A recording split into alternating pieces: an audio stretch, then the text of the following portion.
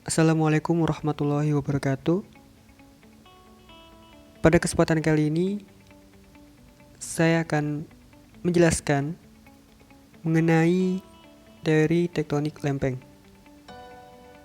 Apa itu teori tektonik lempeng? Teori tektonik lempeng menyatakan bahwa lempeng benua yang ada sekarang mengapung di atas lapisan batuan yang lebih berat dan cair, yaitu astenosfer. Teori tektonik lempeng juga menyatakan bahwa bumi terdiri dari lapisan dalam dan luar. Lalu dibagi-bagi lagi berdasarkan karakteristik fisik maupun kimiawinya. Lapisan luar meliputi litosfer dan astenosfer. Sedangkan lapisan dalam meliputi mantel dan inti. Mari kita kilas balik mengenai sejarah teori. Teori tektonik lempeng diperkasai oleh Alfred Wegener yang menulis dalam bukunya The Origin of Continents and Oceans. Wegener memperkenalkan teori continental drift atau apungan benua. Pada awalnya, semua benua menjadi satu, yaitu superkontinen atau benua super bernama Pangea.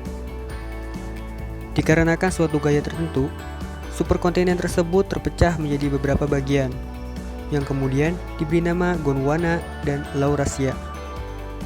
Pergerakan benua ini diibaratkan layaknya sebuah bongkahan es yang bergerak di lautan.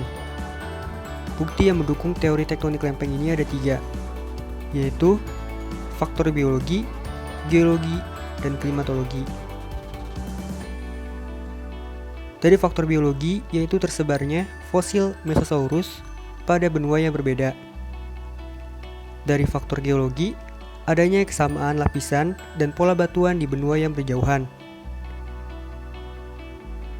Dari faktor klimatologi, yaitu terdapat banyak deposit batu bara pada daerah non-tropis. Selain itu, ada pula bukti pendukung yang dianggap membenarkan teori tektonik lempeng. Bukti pendukung tersebut antara lain adalah adanya mid-oceanic ridge, terbuktinya paleomagnetism, dan juga dukungan dari teori sea floor spreading milik Harry S. Alasan lempeng bumi bergerak. Pergerakan lempeng ini disebabkan oleh adanya dorongan dari arus konveksi mantel. Anggapan umum mengenai alasan lempeng bergerak adalah karena berat dari kerak samudra dan cairnya lapisan astenosfer. Energi awal pergerakan lempeng disuplai oleh arus konveksi dari mantel yang merupakan salah satu metode perambatan panas bumi. Masuk ke gaya yang mempengaruhi pergerakan lempeng bumi. Yang pertama itu ada dinamika mantel. Arus konveksi yang berasal dari mantel merupakan pendorong pergerakan lempeng bumi.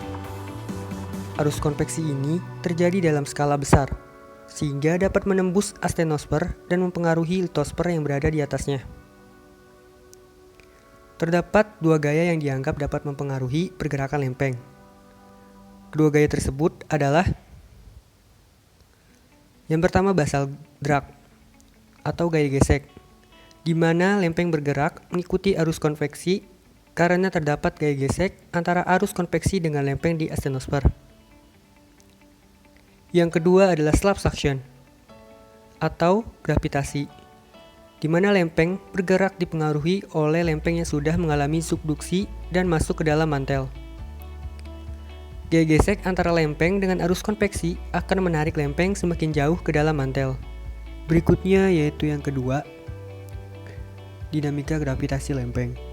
Terdapat 2 kasus di mana gravitasi berperan besar dalam mempengaruhi pergerakan lempeng, yaitu pada saat yang pertama reed push, di mana lempeng baru yang berada dekat dengan mid-ocean ridge memiliki berat jenis yang lebih ringan karena masih baru terbentuk. Yang kedua, slap pull. Menurut pendekatan ini, fenomena pergerakan lempeng disebabkan oleh gaya tarik dari lempeng dingin dan berat yang mengalami subduksi. Dan yang terakhir, yaitu yang ketiga, rotasi bumi. Pada teori ini, dipercaya bahwa bulan dan matahari selalu menarik lempeng bumi ke arah barat sesuai dengan putaran kita secara perlahan. Lama-kelamaan, tarikan halus ini akan mempengaruhi pergerakan lempeng bumi. Namun, teori ini memiliki bukti eksperimental yang tidak kuat. Oleh karena itu, teori ini jarang digunakan ketika menjelaskan mengenai pergerakan lempeng. Berikutnya adalah gerakan lempeng bumi. Gerakan lempeng bumi yang pertama adalah gerak konvergen. Konvergen adalah gerakan di mana dua lempeng bertemu. Kondisi ini dapat menyebabkan fenomena subduksi jika terdapat lempeng yang lebih berat atau sama-sama berat, dan fenomena kolisi jika lempeng sama-sama ringan. Gerakan konvergen merupakan salah satu penyebab adanya pegunungan di muka bumi. Gerakan kolisi dapat menciptakan barisan pegunungan, sedangkan subduksi menciptakan barisan pegunungan vulkanik. Subduksi dan kolisi juga dapat menyebabkan terjadinya pegunungan lipatan pada wilayah lempeng yang ditekannya karena terdapat deformasi batuan. Gerakan lempeng bumi yang kedua yaitu gerak divergen. Divergen adalah gerakan di mana kedua lempeng saling menjauh satu dengan yang lainnya. Kondisi ini dapat menyebabkan adanya mid-oceanic ridge ataupun rift valley. Rekahan tengah samudra atau mid-oceanic adalah fenomena di mana kerak samudra terbelah menjadi dua bagian. Hal ini terjadi karena ada dorongan dari magma yang bergerak ke atas dari dalam perut bumi. Gerakan lempeng bumi yang ketiga adalah gerak transform. Transform adalah gerakan di mana kedua lempeng bergerak berbeda arah namun saling bergesekan. Ibarat kita menggesekkan tangan, contoh paling terkenal dari gerak transform adalah Sesar San Andreas. Selanjutnya adalah continental shield dan kraton. Secara umum, bagian tengah dari lempeng bersifat stabil secara tektonik. Zona ini disebut sebagai shield lines atau kraton. Karena erosi, depresi pada pinggiran daerah shield tersebut yang dapat berevolusi menjadi daerah aliran sungai. Tidak semua bagian tengah lempeng bersifat stabil. Terdapat pula lempeng yang tidak stabil. Contohnya adalah lempeng Afrika. Masuk ke implikasi teori. Teori tektonik lempeng menunjukkan bahwa lempeng-lempeng di bumi bergerak secara dinamis dan saling mempengaruhi. Oleh karena itu, dalam merencanakan segala sesuatu, kita harus mempertimbangkan pergerakan lempeng tersebut. Pergerakan lempeng yang bersifat transform atau konvergen seperti kolisi dan subduksi harus diwaspadai ketika akan dilakukan pembangunan infrastruktur dan pusat populasi. Posisi konvergen dan transform akan menyebabkan potensi bahaya tektonik yang tinggi.